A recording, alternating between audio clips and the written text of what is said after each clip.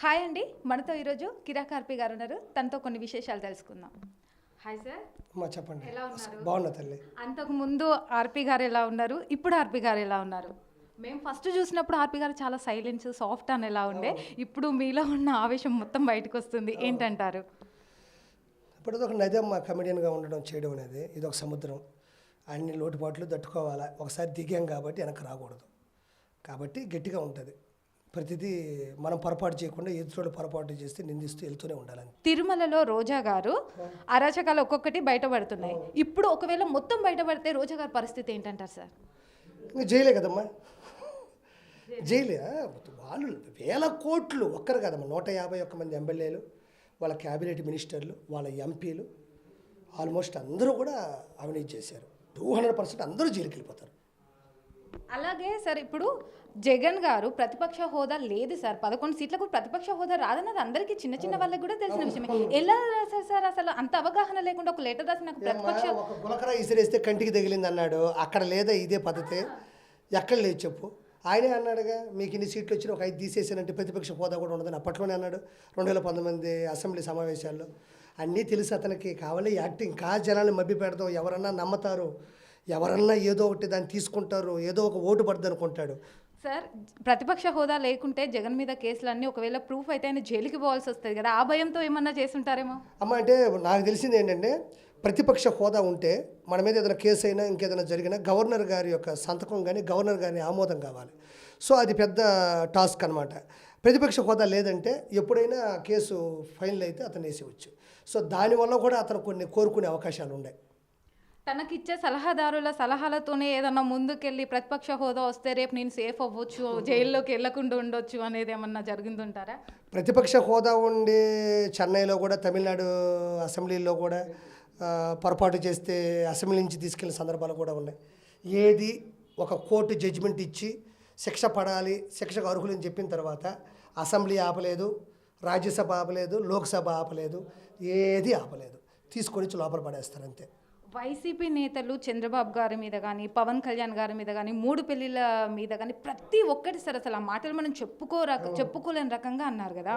So ఇప్పుడు కూటమి గెలిచింది, వీళ్ళందరూ దాచుకున్నారు సార్. ఒక రకంగా చెప్పాలంటే బయటికి కనిపించకుండా దాక్కున్నారు. ఈవెన్ ఒక్కొక్కరుగా బయటికి వస్తే జనాల దగ్గర నుంచి వాళ్ళకి ఎలా ఉంటుంది అంటారు? జనాలు కూడా వ్యతిరేకిస్తున్నారు. ప్లస్ వాళ్ళ మీద కేసులు రీఓపెన్ అవుతున్నాయి కదా. ఆల్రెడీ వీళ్ళు చేసిన పొరపాట్లప్పుడు కూడా కొన్ని వేల కేసులు ఉన్నాయి ఒక్కొక్కరి మీద. ఆ కేసులన్నీ ఇప్పుడు రీకన్స్ట్రక్ట్ అవుతాయి. ప్లస్ జనాల్లో కూడా పూర్తి వ్యతిరేకత ఉంది. కాబట్టి భారతదేశంలో ఏ ప్రభుత్వంలో కూడా లేని అరెస్టులు జరగబోతున్నాయి. ఆలీ గారు తప్పుకున్నారు అనేది ఒకటి ఉంది. అండ్ మీరు అల్లు అర్జున్ గారి మీద మాట్లాడినప్పుడు చాలా కాంట్రవర్సీ అయింది. మిమ్మల్ని ఏంటి అంటే ఈ మధ్యలో ఆర్పి గారిని బెదిరించారు అది ఇది అనేసి కాంట్రవర్సీ మాటలన్నీ వస్తున్నాయి. అవి ఎంతవరకు నిజమంటారు సార్? నన్ను బెదిరించడం అంటే మామూలుగా ఇన్స్టాగ్రామ్లో బ్యాడ్ మెసేజ్లు పెట్టడం, రాంగ్ కాల్స్ చేస్తారు. ఈ నీ అన్నట్టు వదిలేయడం అంతే. ఇంకా ఇవన్నీ కామన్గా తీసుకోవాలంతే. వైఎస్ఆర్సీపీ ప్రభుత్వంలో కూడా అలానే వచ్చేటివి. ఆర్పి గారు నిజాలను గట్టిగా నిలదీయడానికి ఎవరికి భయపడరు, దేనికి భయపడరు అనేది ఒకటి అర్థమవుతుంది. ఇది నిజమంటారా? భయపడను అంటే వాళ్ళు చేసిన తప్పు అని తెలిసినప్పుడు వెనక తగ్గేది ఉండదు. 100% నిలదీస్తా అంతే, వాళ్ళు ఎంత టోళ్ళైనా సరే. Okay sir. అండ్ ఇప్పుడు టీడీపీ పవన్ కళ్యాణ్ గారు పాలన అనేది ప్రతి ఒక్కరికి సమానంగా చేయాలని అనుకుంటున్నారు సార్. ప్రజలందరికీ చేరుతుంది నిజాయితీగా అని అనుకుంటున్నారా? అంతే, 100%. ఈరోజు 7,000 రూపాయలు పింఛన్ వెళ్ళింది, నెక్స్ట్ ఆరోగ్యశ్రీ వెళ్తుంది, ఏదైతే మేనిఫెస్టో ఉందో 100% వెళ్తుంది. ఎందుకంటే అది కూటమమ్మ. పవన్ కళ్యాణ్ గారికి బ్యాడ్ నేమ్ రాకూడదు, లోకేష్ బాబు గారికి బ్యాడ్ నేమ్ రాకూడదు. వాళ్ళు చేయరు. జనాలు ఆల్రెడీ 13 లక్షల కోట్ల అప్పులు ఉండి ఆంధ్రప్రదేశ్లో ఉన్నారు. ఇప్పుడు మళ్ళీ ఇంకో చిన్న పొరపాటు జరిగిన తట్టుకోలేరు. కాబట్టి ఎవరి చేతికి అధికారం వెళ్ళాలో వాళ్ళ చేతికి వెళ్ళింది. కాబట్టి ఈరోజు వాళ్ళందరూ సేఫ్. వైసీపీ వాళ్ళందరికీ ప్రజలు గట్టిగా బుద్ధి చెప్పారు అనేదానికి నిదర్శనం ఇదే సార్. 151 సీట్ల నుంచి 5 ఎగరగొట్టి 11 ఇచ్చారు లాస్ట్కి. ఈ 11ని కూడా గట్టిగా నిలబెట్టుకునే శక్తి వైసీపీకి ఉందంటారా? 11 అనేది ఇప్పుడు 11 అయినా 22 అయినా 13 అయినా నీతి నిజాయితీగా ఆల్రెడీ మెలుగుంటే కరెక్ట్గా చేస్తుంటే నిలబడేవాళ్ళు. ఈరోజు 11 కాదు కదా, అతను ప్రతిపక్ష హోదానే లేదు, ఇంకేం నిలబెట్టుకుంటాడు? అసలు ప్రతిపక్షం ఇప్పుడు ఎమ్మెల్యేలు అంటే ఏంటి? అసెంబ్లీకి వెళ్ళాలి, అక్కడ సమావేశాలు జరుగుతున్నప్పుడు అవకాశం ఇస్తే మాట్లాడాలి, ఏదన్నా తప్పు చేస్తే నిలదీయాలి. అసలు అసెంబ్లీలోకి ప్రతిపక్ష నాయకుడు, ప్రతిపక్ష హోదాలని ప్రతిపక్ష నాయకుడే అసెంబ్లీకి పోనప్పుడు శాసనసభ్యులు ఏం పోతారు? ఇంకా ఇంకా శాసనసభ్యులు అసెంబ్లీలోకి పోనప్పుడు జనాలు ఏం వాళ్ళని తీసుకుంటారు పరిగణలోకి?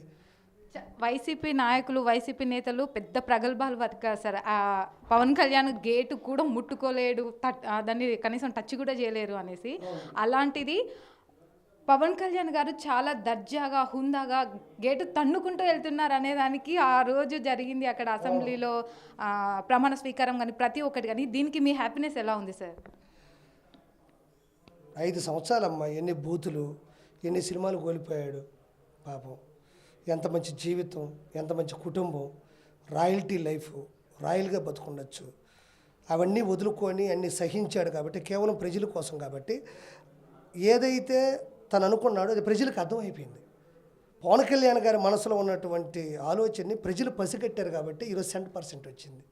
కాబట్టి జనాల్లో కూడా భారతదేశంలో ఉండే రాజకీయాల్లో సరికొత్త మార్పు వచ్చింది. ఓహో, సినిమాలు వదిలేసి వెళ్ళిపోయినా నిజాయితీగా మనం చేస్తే, నిజాయితీగా మనం బతికితే, నిలకడగా మనం ఉండగలిగితే, ఎన్ని తిట్టినా, ఒకసారి ఓడిపోయినా, 2 సార్లు ఓడిపోయినా ప్రజలు పట్టం కడతారని చెప్పడానికి ప్రత్యక్షమైన ఉదాహరణ పవన్ కళ్యాణ్ గారు. చరిత్ర నిలబడేటువంటి అంటే చాలామంది సినిమా వాళ్ళు నిలబడిన వాళ్ళు ఉన్నారు, వెళ్ళిన వాళ్ళు ఉన్నారు, కొంతమంది తట్టుకోలేని వాళ్ళు ఉన్నారు, బూతులు పనులని వాళ్ళు ఉన్నారు. కానీ ఇతను అన్నింటినీ సహించి కేవలం ప్రజల కోసం ఉండాలన్న ఒక ఆలోచనే ఈరోజు ప్రత్యక్షంగా రాజకీయాల్లో ఆల్మోస్ట్ డిప్యూటీ సీఎం గాను, ఎన్ని పంచాయతీ రాజ్ శాఖ అన్నీ కూడా వచ్చాయి. సార్, కూటమి గెలుపులో ఎవరెవరు ఉన్నారంటారు? కూటమి గెలుపులో చంద్రబాబు గారు, పవన్ కళ్యాణ్ గారు, మోడీ గారు ప్లస్ వెంకటేశ్వర స్వామి కూడా ఉన్నాడు. వీడు ప్రజలే కాదు, నన్ను మోసం చేస్తున్నాడు, నన్ను నాశనం చేస్తున్నాడు, వీడుంటే ఇంకా మనం తట్టుకోలేము అని చెప్పి వెంకటేశ్వర స్వామి డైరెక్ట్గా దిగి ఎగిస్తంతే 11 సీట్లతో కింద పడ్డాడు. మొదటిసారి వెంకటేశ్వర స్వామి పొత్తు పెట్టుకున్నాడు. కనిపించని 4వ వ్యక్తి వెంకటేశ్వర. 100% టెంపర్ సినిమాలు చెప్తారు చూడు, రేపు చేసిన 4 కాదు 5 అన్నట్టు ఇక్కడ వైఎస్ జగన్మోహన్ రెడ్డిని ఓడించడంలో ప్రత్యేకమైనటువంటి పొత్తుని పెట్టుకుంది వెంకటేశ్వర స్వామి, అందులో నో డౌట్. అంతే. కిరాక్ ఆర్పి గారు వాయిస్ ఆఫ్ ఆర్పి అనేది ఒక యూట్యూబ్ ఛానల్ పెట్టారు అని తెలిసింది సార్. ఇంతకంటే ధైర్యంగా, ఇంతకంటే ప్రతి ఒక్కటి నిజాలు బయటపడితే ఆ ఛానల్ ద్వారా అని చాలామంది వెయిట్ చేస్తున్నారు. మీరు అది కంటిన్యూ చేయాలని కోరుకుంటున్నాం. మీరేమంటారు? చేస్తానమ్మా, ఇప్పుడు మళ్ళీ అందరికీ చేయాలి, మనం అనుకుంది మాట్లాడాలి కాబట్టి చూస్తున్నాయి. అది ఎలా పోద్దా ఏందని చూడాలి. డైలీ పెట్టాలి వీడియోలు, డైలీ ఏదో మాట్లాడాలి, చూడాలి అవి ఎట్లా పోద్ది ఏందని. ఓకే సార్, పూర్తిగా మీకైతే కంగ్రాచులేషన్స్. చాలా హ్యాపీగా ఉంది మీతో. Thank you sir. Thank you sir.